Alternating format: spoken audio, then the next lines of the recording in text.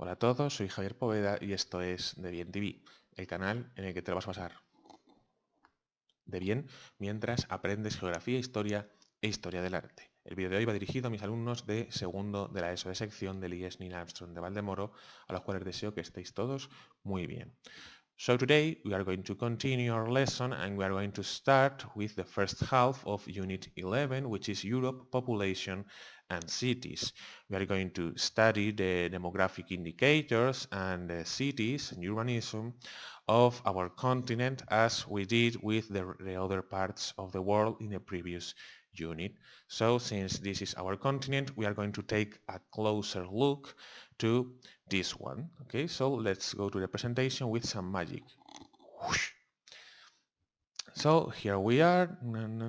Okay, so this is the beginning of the Unit 11 Europe, Population and Cities. Europe is named after, the continent is named after a Greek myth, which is the kidnap of Europa, which was a Phoenician princess, this one that in who Zeus, which is the most important god in the Greek pantheon, fell in love with. And he transformed into a bull here and kidnapped her to, well, you should read about that. And also, here this is Europa, which is a satellite of the planet Jupiter in our solar system, and it is also named after this Greek myth. By the way, this is a picture of Peter Paul Rubens, of one of the greatest artists in the Baroque, in the 17th century in Europe. So let's start with the unit, and we have to take a look at the territory of Europe. What is Europe? What are the limits of Europe? So the European continent is situated in the northern hemisphere, at the top of the equator, and forms part of Eurasia, which is the combined geographical area of Europe and Asia. Okay, we are part of the same portion of land, but Europe is considered to be a separated continent by the following limits. Here, the Ural Mountains. You know this because we have made the maps exam. The Ural River, which is this one here, the Caspian Sea, the Caucasus, the Black Sea, and the Mediterranean Sea. So all of this is considered to be Europe. So let's take a look at the demographic indicators in this continent. So at first, as we have done before, we are going to see the birth rate and the fertility rate, which we know what they are already. We should. So the average European birth rate has been low since 1975, and we can find the lowest birth rates in Southern Europe, in this area here, in this map. The lighter the color blue is, the lower the birth rate is, okay? And the darkest it is, the highest the birth rate is. So in Southern Europe, it's we can find the lowest birth rate around 9.1 per mil, and the highest ones we can find them in Northern Europe and in Eastern Europe, 12.3 and 11.5 per mil each one. Okay, why are these rates so low? Well, we have some factors. First, women have joined the workforce. Traditionally, women have stayed at home taking care of the children and doing some homework, no? Like housewives. But in recent decades, women have joined the workforce. They have started to work outside home. So they don't take care of the children anymore, or full time at least, and so the birth rate has decreased because they are not able to bear more children as they could before. Then we have that contraceptives and legal abortion are generally more accessible. As you know, abortion is the interruption of the pregnancy, and contraceptives are those methods to prevent women to get pregnant. So, and these both contraceptives and legal abortion were they were more difficult to access before, but in recent decades, well, abortion has become legal, and contraceptives can be purchased in any store. So, and this has made that the birth rate decreases. And finally, we can see that there is a decrease in the number of women in childbearing age. Childbearing age means edad de procrear. So in the age in which women are fertile. Okay, and this is considered to be between 15 and 49 years old. This doesn't appear in the book, so I want you to note it down. And finally, the European women have an average of 1.55 children, okay? So the total fertility rate in whole Europe is 1.55. And here we have a map with the fertility rate in 2016. For example, you can see that the darker the green, the higher the fertility rate is. And the highest fertility rates are found in France, in England, and in the Scandinavian countries, and the lowest in Southern Europe. Okay? So let's go on, and then we have the death rate and life expectancy. So the death rate is also low in Europe, and it is about 11 per mil, but it has increased in recent years due to the aging population. Since there are more and more people every year who are higher or whose age is 65 or above, the deaths are also more common. I mean, this is only because of a statistical point, okay? It's because of that there is more people who is elder, okay? And in the Eastern European regions have a higher death rate than in other regions. It is about 14 per mil as opposed to 9.5 per mil in average in Western Europe. And this difference is due to the following factors. Well, before that, we can see here that the darker the red, the higher the death rate is. And in Eastern Europe is way higher than in Eastern Europe. Both are low, but in Eastern Europe they are a bit higher.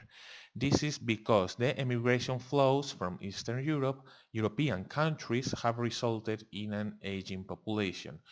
Many people migrate from Eastern Europe to Western Europe. So the people who migrate from these countries are usually young people. So in these countries, the eldest people are the ones who remain. So this results in an increasing death rate in these countries. And also the average life expectancy in Europe is 77 years, 80 for women, 73 for men. And life expectancy is lower in Eastern Europe and higher in the northern, the western and the southern countries. That's also a reason why the death rate is higher here. And in this map below, you have a map about the life expectancy at birth in 2015, and as you can see, the blue and green colors means more expectancy, and the purple and red ones lower expectancy, but it is around or between 73 and 84.5. Then we have to talk about the natural increase. So until 1914, the natural increase was high in Europe due to the high birth rates, which were above 25 per mil. This is a very high birth rate, and moderate but declining death rates, which were about 12 per mil. So the difference between 25 and 12 is very huge. So the natural increase was very high. And why 1914? Because this was the year in which the First World War started. And after 1914, the natural increase fell in Europe during the two world wars. The two world wars, the first one between 1914 and 1918, and the second one between 1939 and 1945. You will study this in the fourth course of ESO. And then natural increase remained moderate in Europe until about 1955 when it started to decline. Okay, here you have the natural increase represented by countries and the population change, and this is the population growth. It takes into account the migration, which is this yellow line, but here you can see the evolution of both the of the natural change, okay, the natural increase. Here it is becoming lower and lower and lower, and even in recent years it has become negative. So we have to know that northern and western countries have low natural increase, so this one, they have a very low natural increase, and eastern and southern countries, so these eastern countries, eastern countries and southern countries used to have higher natural increase, however they started to decrease and remain negative today. Here we have this, and here in these light blue colors, all of this means that the natural increase is negative. So those countries are losing population without taking into account the migration rate, okay? So let's talk about the migration in Europe. And first, we're going to see the international migration. The international migration is the flow of migrants to and from other countries. So it is the movement of people from one country to another and the other way around, okay? Are all those people that leave the country and arrive to the country. And in Europe, we can distinguish two main periods of migration. The first one is the period of high emigration, of the period of people leaving Europe. That was until 1950, more or less. Some countries had very sharp demographic growth, very high demographic growth, so many people had to emigrate to find work, to find a job. In addition, the authoritarian political regimes caused people to flee, to escape.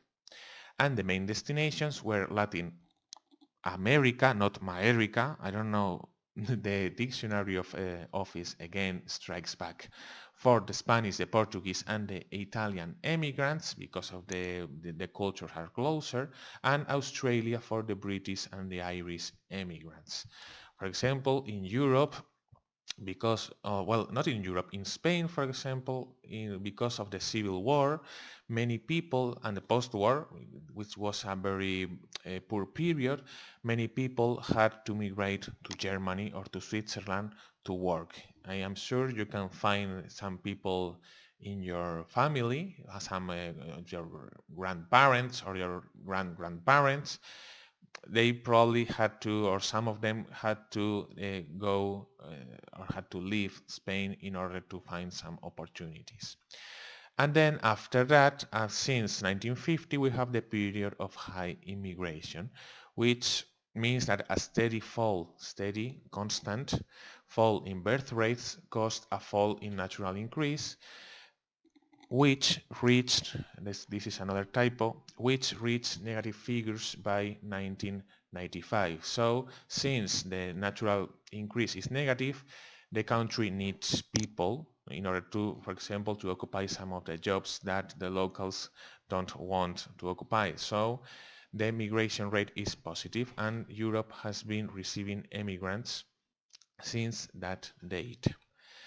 And then migration within Europe, inside Europe, means that, well, in general, countries in the European Union receive immigrants from other European countries and from the rest of the world, okay? There's a lot of movement of people within the borders of the European Union, for example. And why do people migrate within Europe, inside Europe? Well, we have two main reasons for immigration. Here you have the map, and if the colors are yellow or green, it means that the net migration rate is positive, that the country is receiving immigrants. And if it is red, it means that the net migration rate is negative, so more people are leaving than the ones that are arriving. So the reasons are the following. First, the economic reason, which is the most important. People migrate to countries with healthy economies in search for employment and better opportunities. So the economies of the Eastern Europe are usually in worse situation than the ones in Northern and Western Europe in general. So people from these countries move to these countries. For example, in the early 21st century, when immigrants began arriving from Eastern European countries like Bulgaria, Romania, and Poland. Here in Spain, we have a lot of migrants from these countries, especially, for example, Romania. And more recently, people are migrating from the south to the wealthier countries of the European Union. From the south countries such as Portugal, Spain, Italy or Greece, they are migrating to the wealthier countries such as United Kingdom and France or Germany. I am sure you know some friend or some relative which is actually working in one of these countries. And usually he or she have left because there are no job opportunities here in Spain. And the second reason is retirement. Retirement means jubilación. So the aging population from Northern European countries retire to the Mediterranean countries in search of a better climate and a better quality of life, in search for rest.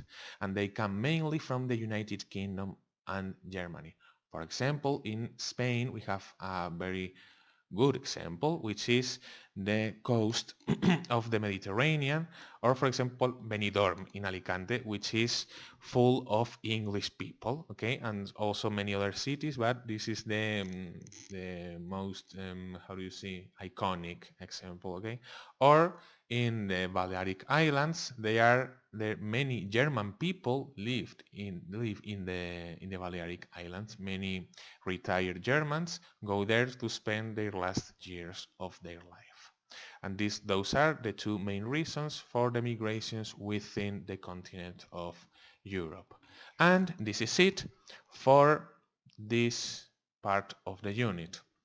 Okay, this is the first part of Unit 11, and in the next video we will study the second half of the unit, which is, let me check it, which is the population changes, growth, the distribution, the structure of the population, and the urban population, which we will see in next video. So thank you for watching this, and nos vemos en el próximo.